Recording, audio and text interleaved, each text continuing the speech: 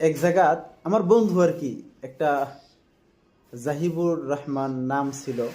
কৃষ্ণায়, আসাম কৃষ্ণায় বাড়ি। মাঝে মধ্যে কোনটা কোহায় ওনার সাথে একসাথে পড়তাম আমি। তো উনি বলছিল যে আমাদের গ্রামের মধ্যে যে মসজিদ ছিল, মসজিদের হঠাৎ করে একদিন ইমাম নাই।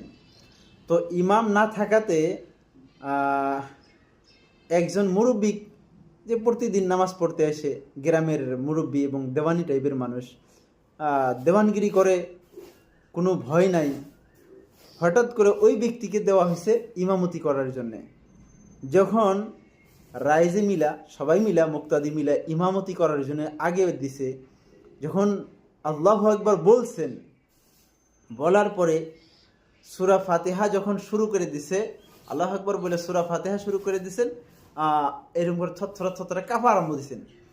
যখন কাঁপা আরম্ভ দিছেন, পিছনে থেকে মুক্তাদি বলতেছে, ওইগুলো মানুষ ছিল এসএমএস মানুষ, এসএমএস মুসলমান, এসএমএস। তো বলছে যে একো ভয় নাই, আমি পিছত আসু দে, আমি পিছফিলে আসু, টেনশন না করিবি, একো ভয় নাই। তো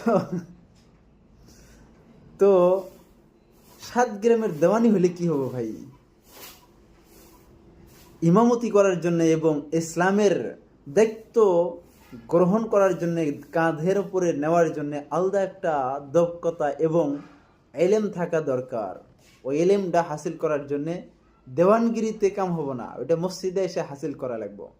এই জন্য আমরা যুবক ভাইদেরকে অনুরোধ করব যে আমরা জানি মসজিদের সাথে তাল্লুক রেখা শেখাশেখি করে কমসে কম অতটুকু উপযুক্ত হই যে ইমাম না থাকলে নিজে কমসে কম ইমামতি করতে পারি।